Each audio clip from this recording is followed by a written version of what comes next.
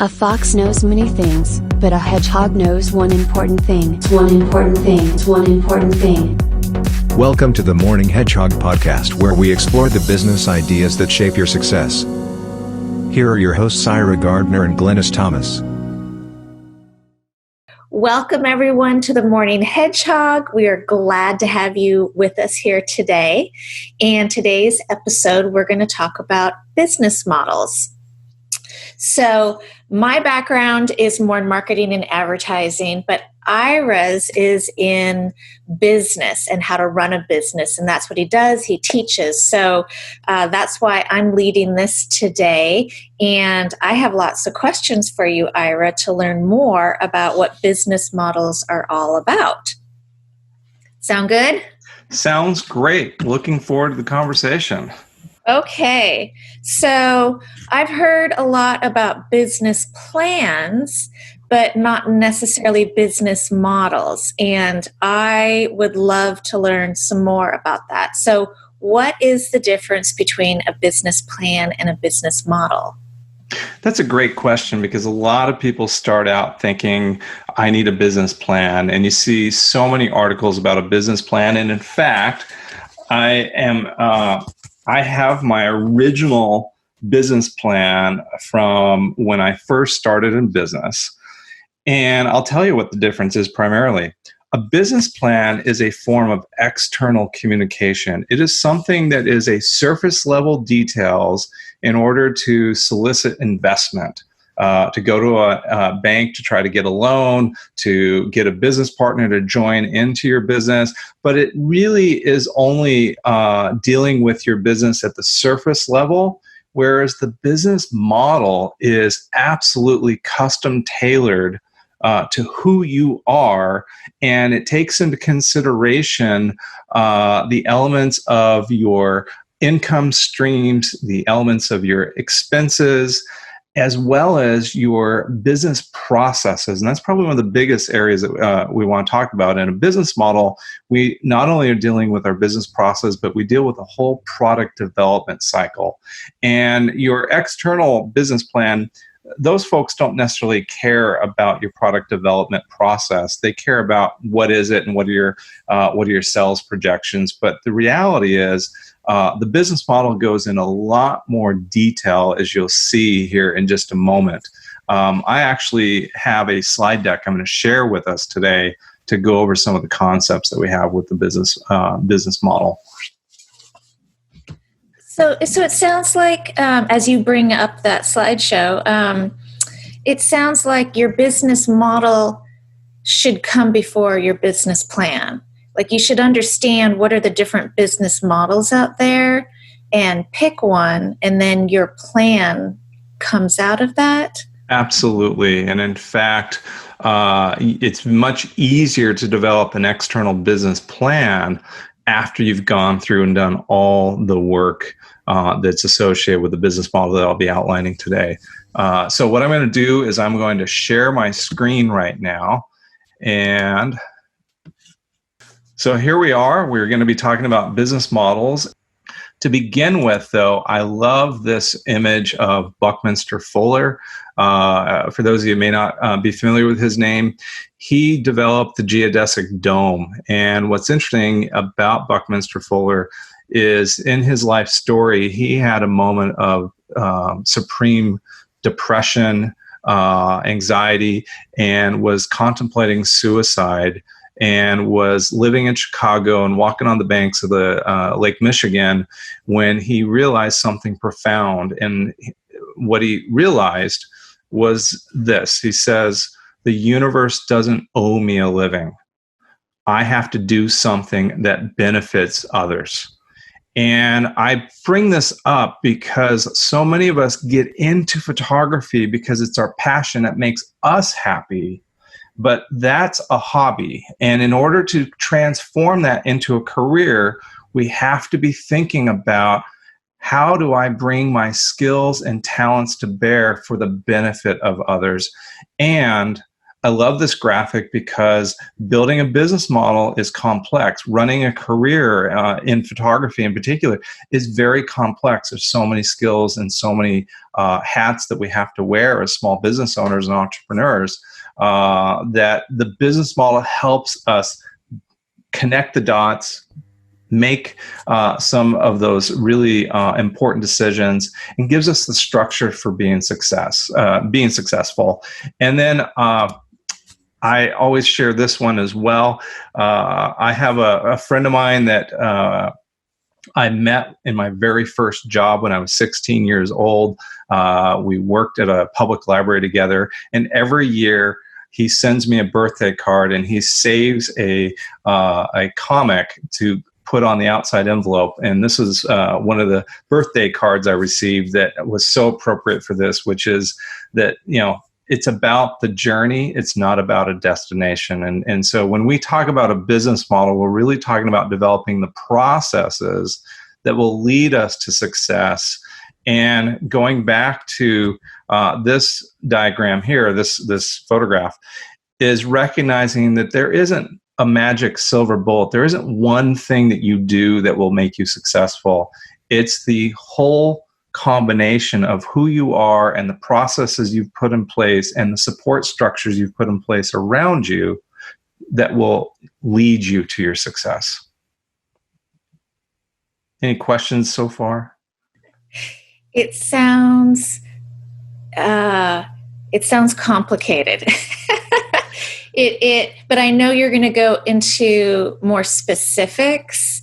It all makes sense, but and as I'm sure a lot of people new in business are going to be like, but okay, but what are my choices and how do I get there? Or how do I get, on this journey? Because I do feel that even the classes I took in college and some of the books get way too academic, and a lot of people just need more help in terms of, so how does this mean when you're trying to put it into actual practice? Well, I completely empathize with you in that when you try to take the 40,000 foot view of your life and your career, it can seem a little overwhelming. And in fact, it's like standing at the edge of the Grand Canyon and being in such awe, but also having that fear of maybe falling in. And so the reason we really wanted to have this conversation today is we want to help you by simplifying and giving you some steps that you can take to just start to go on your journey towards success. We're all the heroes of our own lives. We're all the heroes of our own business, and we are all going on our own individual hero's journey. What I'm going to give you today is some small steps that will lead you towards your destination. So to help simplify what we're talking about today is my objectives are to help you define what a business model is and give you an overview of the very basic steps necessary for creating a profitable career.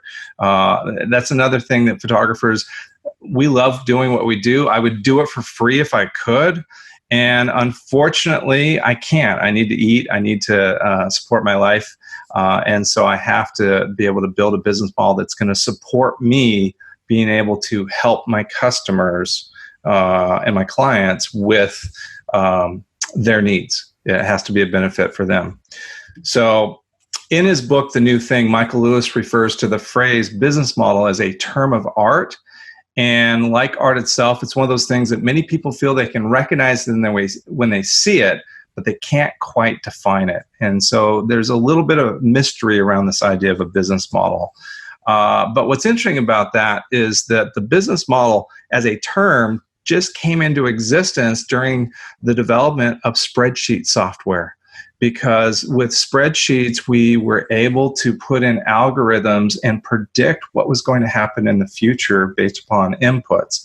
And so a big part of the business model is the ability to build a financial model using a spreadsheet, of which I'm going to be uploading a spreadsheet that is super easy for you to use. It'll give you some of the most powerful answers to your questions. And we will have a whole separate episode where I go over step by step how to use that spreadsheet. It's really, really powerful tool and really simple to use. And in fact, here's a screen capture of what this looks like. In that you're looking at, we talked a little bit about the elements of a business model. They include an income. They include an income stream, and they include expenses. And when we look at our income expenses, we're looking at our profit and loss and our balance sheet. And what the spreadsheet will do for you is it'll automate all the calculations that you don't have to worry about the big picture. You just put in, what are my expenses? What's my monthly overhead? What's my cost of goods sold percentage? And this is something I learned a long time ago. I'm not concerned about how much other photographers are charging. I'm only concerned about two things. Number one, am I maintaining the appropriate level of profitability, meaning I'm not letting my cost of goods sold get higher than 25%. In fact, the most successful photographers I know are down in that 10 to 15% cost of goods sold. So number one, I want to make sure I'm maintaining a profit margin that accommodates the cost of doing business. Number two, I'm concerned about price points. And again, I'm not concerned what other people are charging. I'm concerned about what my customers are expecting to pay at different price points. Because if I know what the price point is, I can always readjust what I'm offering for that price. Now, let's give you a quick example of that. Years and years ago, I had a portrait customer that was working at a school that said, "Hey, Ira, we would love to have you come do children's portraits at our school. Could you do that for us?" I said, "Sure, no problem." She said, "Well, I need to tell you there's one thing you need to know. We can't have a price point over $12. I'm like, "Oh, I can't make any money doing that." But what I ended up doing is I went back to my cost of goods sold and I said, okay, well, if I am only going to have $12 of revenue, I can only spend $3 on the product. And I put together what I could offer. And I frankly thought that they would say no. And in fact, I kind of hoped they'd say no, because the thought of closing my studio and going to the school and having a reshoot day, et cetera. Making a long story short, because I kept my profitability, I ended up generating more than $200 an hour for the entire day that I was at that school. It was extremely profitable. So having this sort of financial model helps me make some really important decisions. And we'll have a whole pricing episode down the road. One of the most important questions people are always asking is, how do I set my prices? Well, guess what? Don't set your prices based upon what your competition's charging. Set it based upon your unique variables. What kind of studio do you have? Is it home-based? Is it a retail? What kind of income goals do you have? What kind of support structure or number of employees do you want to have? All those things factor into the finances that tell you without a shadow of doubt how much revenue you have to generate. And then down in this area here, you see where it automatically calculates how much revenue you have to generate per day and how that breaks down into hourly. And again, we'll have a whole separate episode on how to use this spreadsheet. On top of that, you can put together a product mix of related products. And this is that Hedgehog concept coming in. Related projects, and you can anticipate what your average sale would be and what percentage of your product mix you want it to be. And the spreadsheet, the financial model, will tell you what your sales targets are. And I've since further refined this into social media marketing as well as direct mail, that how many people do you need to talk to be profitable? To achieve your goals. And so from this one financial model, I'm getting my pricing, I'm getting my marketing budget, and I'm starting to develop my marketing plan.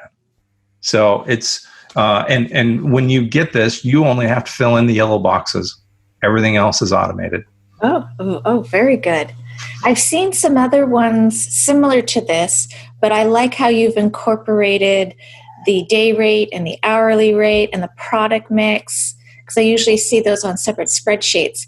But one of the things that came to mind as you were going through this and in my own journey is that I think a lot of new photographers, they've spent all their time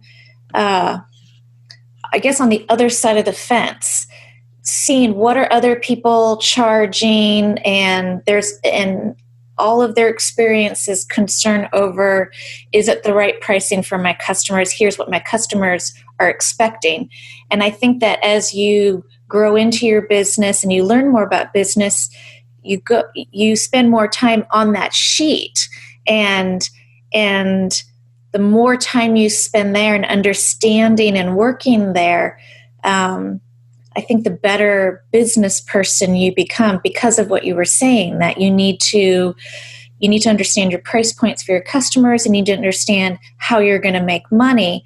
And then you start to realize you don't need to be concerned about how it's being perceived, because you're going to attract the right audience. I don't know if I'm saying that right, but yes. And let me summarize a couple of key points of what you're talking about here. Number one, when you think about price points and customer expectations, what you're really talking about is customer segmentation. And going back to our last conversation, one of the most powerful things I learned from working with my clients after 9/11 is I was working with a studio that was accustomed to generating over $1 million a year in annual revenue.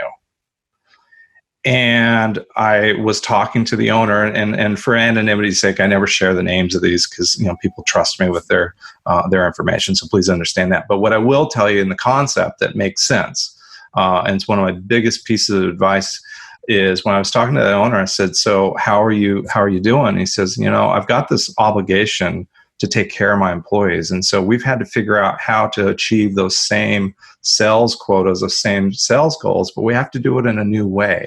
And so he adopted a model similar to the airlines. And so what he did is he started offering first class, business class, and coach product offerings. He changed his product mix to reflect where the customer segmentation was, just like the airlines. And so my big recommendation here is going back to the idea of look at other industries that are struggling with the same issues you have and see what successful solutions they've come up with.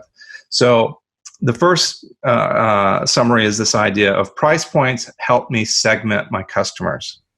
The second thing, which is when we come to marketing, and that's in your wheelhouse, is, and I always tell people this, you set the price points based upon where you need them to be, but now what are you going to do to be worth it? What am I going to be doing to create a amazing, as Sarah Petty talks about, a gush-worthy experience that makes it worth spending the premium that I have to charge? The spreadsheet that I showed you initially was really based upon an early career, early stage person just starting out. And you notice the hourly rate's pretty low at about $125 an hour. For me, my hourly rate's $300 an hour. But I have to do something to be worth $300. And that's the exciting thing about a business model that's different than a business plan, is that I'm now imagining my product mix and my product development based around my marketing and my branding of how am I going to create something that is worth what I need it to be successful. That's very helpful, and that is what I was trying to say. But I'm also realizing this is super timely for everyone, not just emerging businesses, because we're in this situation with COVID-19. And I was actually listening in on a webinar earlier today with Salesforce and Mark Cuban talking about stories of resilience. And what they were talking about was that every business has always been about setbacks and successes. And so the ones that succeed are the ones that are spending less time ruminating over their losses, or, how things changed in the marketplace, or something happened, a mistake happened, whatever it is, and they just get right back in there and they start working. But they were also talking about how we're going to be entering into a new world after all this. Business is going to be run differently. And so this is the time to innovate. So this is the time to be looking at your business models, no matter what stage your business is and what stage of success that you're in, because I think things are going to be different. And so this is the time to be innovating and trying to predict about how customers are going to be interacting with this and what their needs are going to be. So this is actually really exciting to be re-looking, either establishing a business model for the first time or re-looking at that and seeing how our businesses are going to change and evolve. Totally agree with you. And let me share what the current iteration, the 2020 business financial model spreadsheet looks like. I think you're going to really love it. Because I've reorganized it and I've revamped it and simplified it. You've got a color code here. The yellow is the user data entry. The pink and the green are auto entry. And what you see here is in this template that you have your sales forecast, you have your variable expense forecast, your gross profit, your expense forecast, and then your cash flow projections of what is that actually going to look like. And, a business is not profitable every month of the year. There's going to be months where you're not generating enough revenue to cover your expenses. But what's exciting about this is you can see where you're profitable, see where you're not, and then you can start thinking about every dollar that I can add to those months that I'm not expecting to be a profit is really like adding pure profit, because I've already projected a loss during these months. And if I can do something special that month that draws in business that I wasn't originally planning on, that's like adding to my bottom line. It's a really powerful tool. And then we have the billable hours per week. And this gets to a really important piece of advice. We talked a couple episodes ago about mentors and valuable advice that we received. And I remember interviewing for a job at the most successful commercial photographer in our community, who he did amazing things, and he went and retired in Mexico. And he said, Ira, first of all, I'm not going to hire you because you're going to turn around and be my competition. And I see you going places. So I'm not going to hire you, but I'm going to give you some advice. And he says, when you are figuring out your pricing and your hourly rate, you need to understand that you will only be able to bill for about 16 hours of your week. The rest of your time is being spent pursuing new business and managing your business. And so when you put your hourly rate together, it's based upon my actual customer interactions, the time I'm spending. Either you only make money two places in photography. You're either doing a photo shoot for a client or you're in the sales room.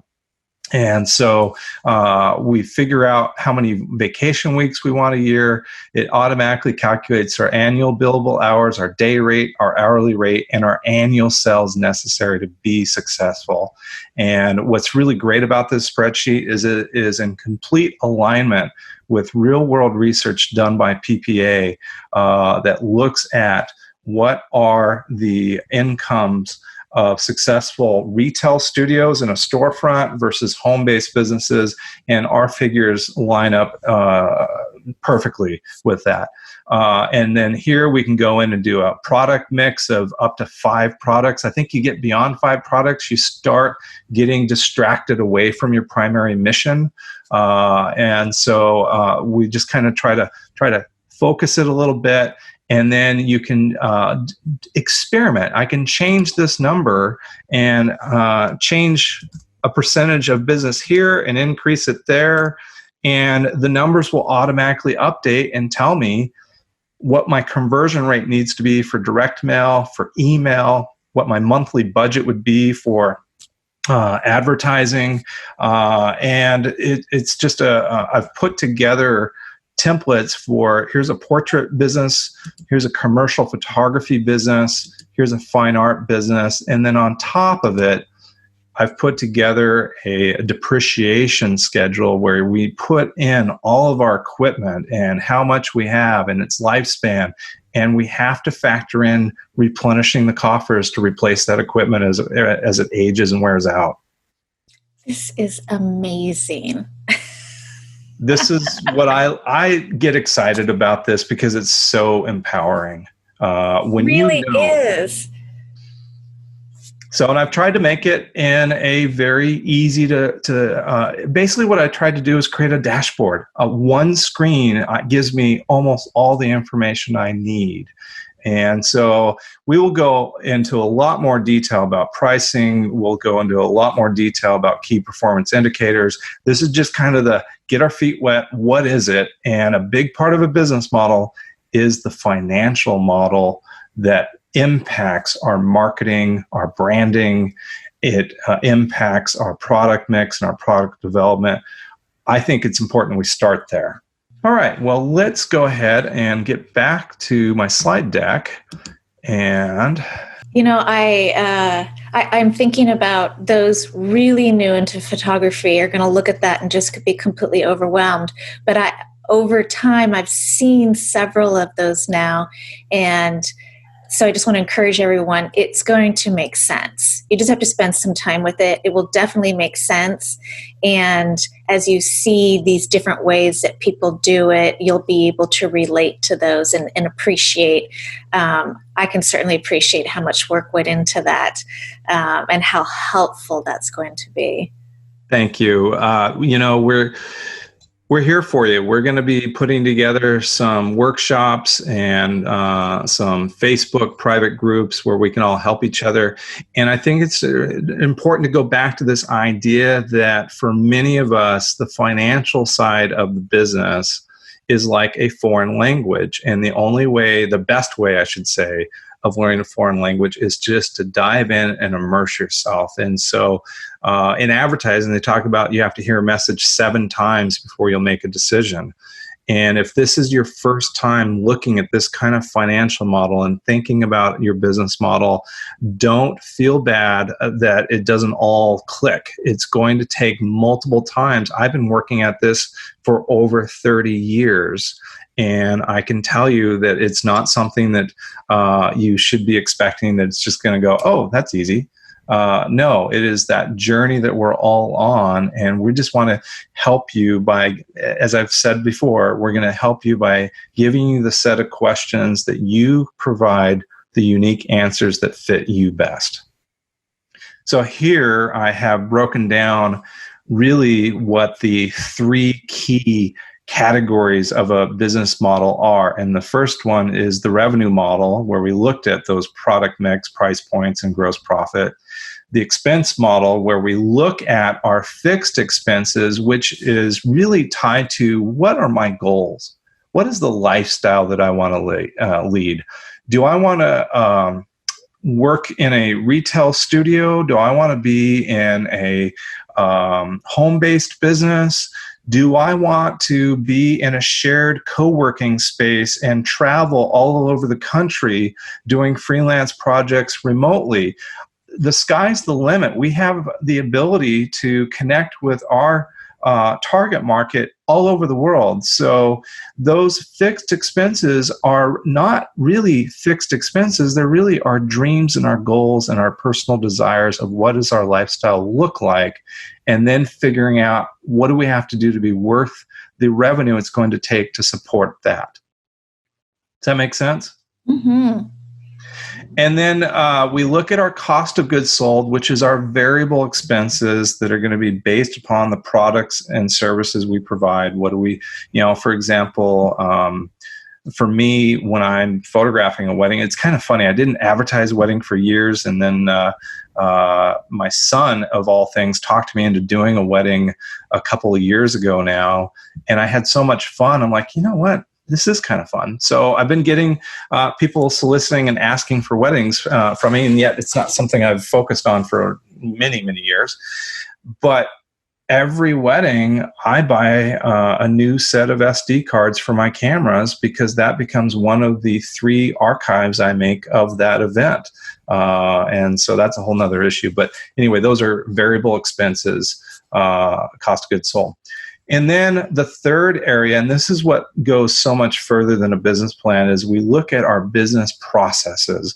We look at our branding, our marketing, our customer relationship management. In fact, I pulled out as well, do you have a customer service manual typed up, printed out in a notebook?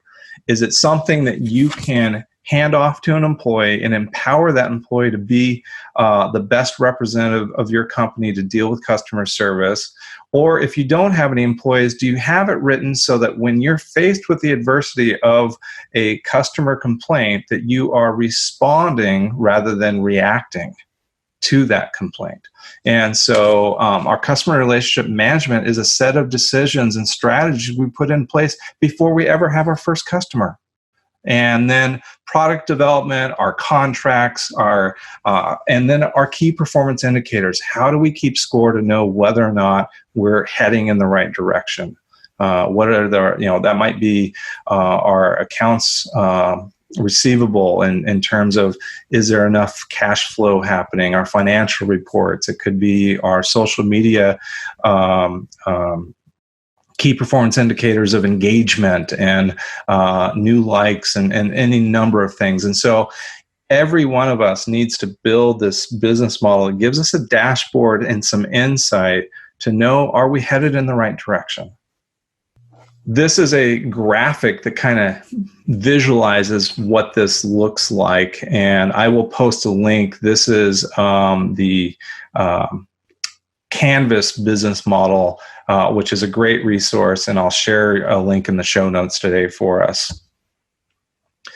So let's think about some traditional business models, because really what business models are, and I just heard Seth Godin do an episode about business models.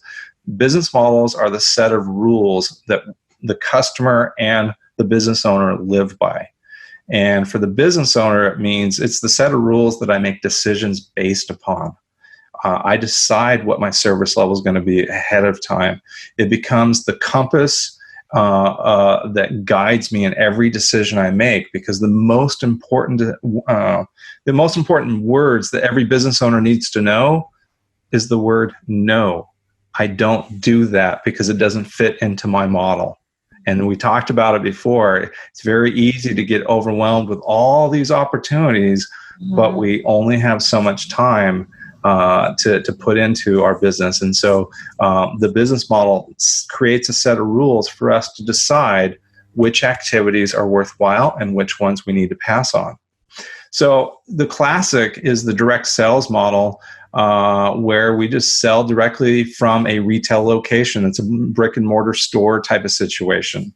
And bricks and clicks business model is something that evolved with the internet, with the idea of, okay, I have a store, but then I have an online e-commerce part of my business as well. And then we get to the classic franchise business model. And I'll just cut to the chase. We can mix and match different models to build a custom tailored business model. And so the franchise business model is what Michael Gerber recommends in the E-Myth Revisited, because the franchise means that we are planning to create a repeatable customer experience. We're going to have unified quality, repeatable experience, and you see it in chain restaurants. Fascinating statistic: the overwhelming majority of travelers, when traveling to a city or a community that they don't know, will look for a chain restaurant. Only 10% of travelers will explore local cuisine when traveling. That's why Denny's is so popular. Perkins, they even talk about the Waffle House stock market index during tragedies. How many Waffle Houses have closed because of a crisis, right?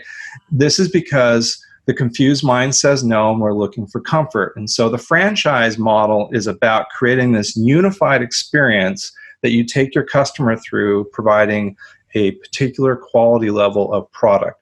And in fact, it involves coming up with what's called a standard service offering, and we'll talk about that in another episode. Starbucks is an example of a wildly successful franchise business model. Every Starbucks you walk into looks pretty much the same. They use a standard brand style guide and interior design guide to every one of their properties. At a higher upscale level, we get the premium or the boutique business model, which I will say most photographers are encouraged in this direction, because you'll notice the franchise requires tremendous numbers of employees, locations, and basically it's a volume business that can afford to sell products at a lower price. Well, if we're selling houses, and the average home price is $300,000 a home, then as a real estate agent, I don't need to have a lot of business. I can have a smaller business because the return on that commission is high enough to sustain me. As photographers, if you look at the material cost associated with making an 8x10 print, you realize very quickly that creating a business model that's reliant on a high volume is going to limit you pretty much to more of a school photography, team sports photography business model. And so in order to be able to charge prices that are going to generate enough revenue, we are not going to be tying our pricing strictly to the material cost of photography, because photography has gotten very inexpensive. If I'm a commercial photographer, I might not even deliver a physical product. It might be just a digital file that's going on a marketing campaign on a website. So I need to be able to charge for my time, and that's the hardest thing to charge for unless I adopt a premium boutique business model, which is offering high-end products and services that are appealing to discriminating consumers. And in that case, branding is everything. And I'm sure going to be talking about that when you talk about marketing in the future. Mm-hmm. So the first book I recommend everybody read that wants to go into the premium boutique business model is Sarah Petty's Worth Every Penny.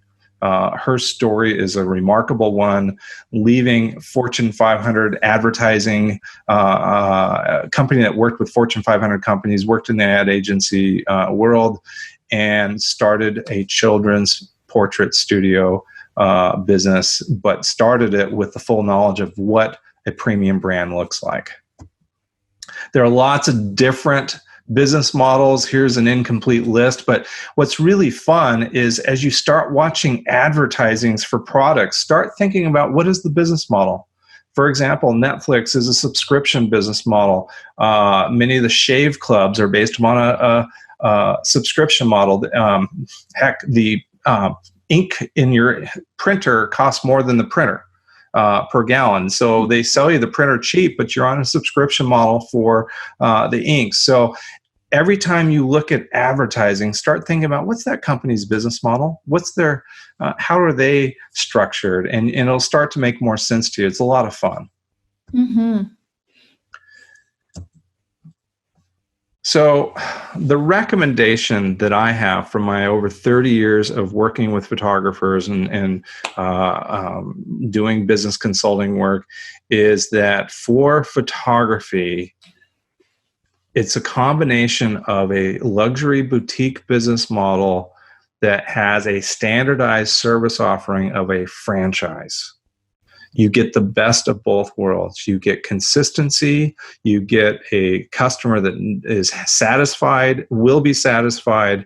You have the ability to scale up. We'll talk about scaling at another time. But the idea of with the franchise, I'm doing something that can be trainable, and now I can start to get the help I need so that I can lead a much more satisfying life as a creative.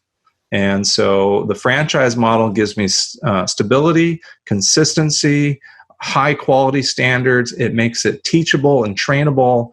And then we add the luxury qualities to our business that make it something highly desirable. And we are able to charge a premium price for it.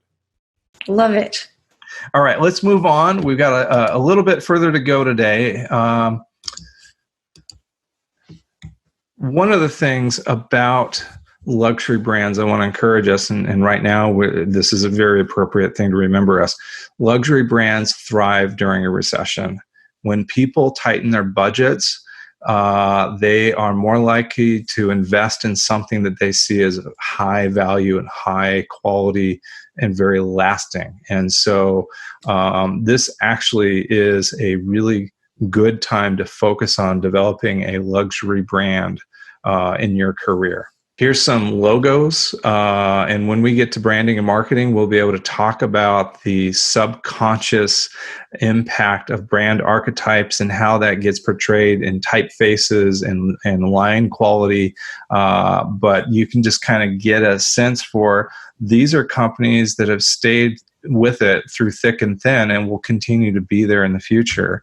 And luxury brands does not mean always the most expensive. There are different levels of luxury, and we get to choose that. And I love this pyramid because it reminds me of Maslow's hierarchy of human emotion, human needs, and this is kind of the top of the pyramid of self-actualization. Marcus Lemonis, if any of you have watched I forget, his show is called The Prophet. He owns RV World, and he's a turnaround specialist with businesses. And he always talks about businesses about people, process, and product. And this is our career. And we need a business model that addresses all three of these areas.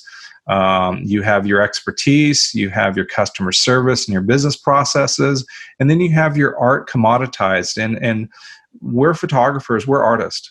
Any kind of photography we do is an art form. It's commercial art, but you know what? Da Vinci and all those great masters, they all had patrons. They were doing commercial work. It was on commission. And so this is the business model canvas we looked at earlier. And I think we'll stop there, actually. What questions do you have so far about business models? I think you've answered most of them. I'm just going to look at my list here. I was going to say I see so many photographers doing lots of different types of photography, and they seem to be successful. But I think you've sort of answered that in terms of, a model's just going to help you get there faster. How somebody looks doesn't necessarily mean that they're successful, and it doesn't necessarily mean that they're happy with how their business is running. So I love the fact that, I always thought that business models, you just chose one and you went with it. But I love how you went through how you can create hybrid versions. You can pick and choose and create a combination that makes sense for you. Well, let me just, let's talk about how do we define success?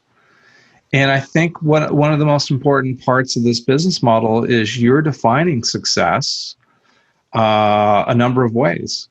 Number one, you are pre-visualizing what kind of lifestyle do you want to lead? And that's going to vary for different people. Success is not defined by a certain dollar amount of income. Success is really defined by an overall happiness and a sense of fulfillment and purpose in our life. And what do we have in our life that supports us being able to achieve that? And I remember I had the unique opportunity of meeting and interviewing Arnold Newman. And if anybody looks at Arnold, in fact, you can find my video interview I did of Arnold Newman. He was considered the father of environmental portraiture, where he photographed for Life magazine, and he was the only Life magazine photographer that maintained full copyright ownership of every image he made. And he was amazing. In our conversation, he talks about the fact that You don't define success by money. Money is a consequence of your success, not the other way around. And that he photographed everybody the same. He wanted to make everybody, he wanted to make a photo that said something valuable about that person. And it didn't matter whether he was photographing a janitor sweeping the street or he was photographing a president or royalty. And so for him, a very important part of it is recognizing that your financial success is tied to your mission fulfillment and your purpose. And so for me, my success has been defined by, am I happy and am I able to understand what my mission is? And this podcast, a big part of my mission is I want to help people be successful and find their purpose in life. Mm-hmm. Mm-hmm. Absolutely.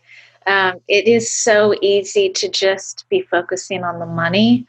And am I bringing in what I want to bring in? But I think absolutely you have to be making sure that you are happy with what you are doing. And for me, that means I'm creating a certain type of art and that I'm attracting people who appreciate that art and are happy. And then I'm serving those people who appreciate that. That makes me super happy. So as long as I can focus on that, then I hope through that success that I continue to make good money. Let me see what else I had here. Well, can I skip us ahead to tell people where we're going over the next, I imagine it's going to take us 6 months to a year to really get into all these areas easily. Yeah. And it's kind of like painting the Golden Gate Bridge, in that you start at one end, and by the time you get to the other end, it's time to do it again. And I think that's what business models are really about, because we are complex human beings. We change. We have different factors in our life, different life cycles, if you will. But I'm going to just share with you what I have summarized as being the 8 steps that we all have to go through. This is our hero's journey of business success. And that hero's journey comes from that awesome book, Building a Story Brand. For those of you who haven't read that yet, read it.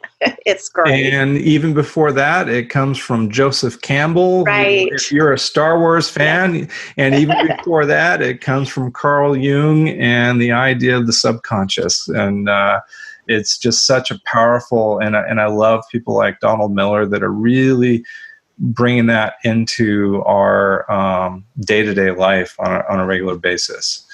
So I have come up with over 30 years of research and working with studios and working with my own businesses, 8 steps that we can all take towards our success, our life goals, if you will. And that's why our business is an important part of our life. And in fact, it is where we spend the majority of our waking hours, to be honest with you.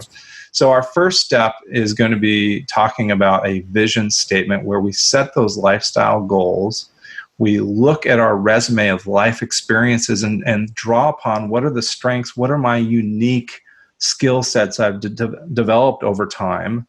I'm going to develop my market position, where I want to be in the market. And I'm going to really explore and discover who I am at my core values and what is my purpose and intention. And then we're going to develop that into a mission statement. And successful businesses all have a strong mission statement that goes back to Buckminster Fuller. This is what we're here to do for others. And so you're going to find your why. You're going to define why the universe needs your work, define your purpose, and it's going to create a compass and a barometer to measure every decision by, so that we're not pulling ourselves away from our success by taking on distractions. Opportunity, there's always opportunity, but you can't pursue them all. And so we need to get that purpose and direction that you talked about so well in our last episode. And then step 3 is to build that business model, which is what we looked at today. And we can do a SWOT analysis. We can set up our chart of accounts and we'll talk about that. Start understanding the key performance indicators and looking at our financial reports, our sales funnel, and building your team and finding a mentor. And so then we get to, and I'm sorry, I'm going to have to move where you are on the screen here. Yeah, I can't read it. There we go. And so then we get to building your brand. And what I get excited about branding is that brands operate on the subconscious level. And so we are able to elicit a reaction, a response that draws our target market to us through all these nonverbal cues that we create visually through our branding and through our messaging. And so that's a really exciting step. And then I actually believe we need to develop our brand before we develop the products, because we need to know who our customer is and what do they need.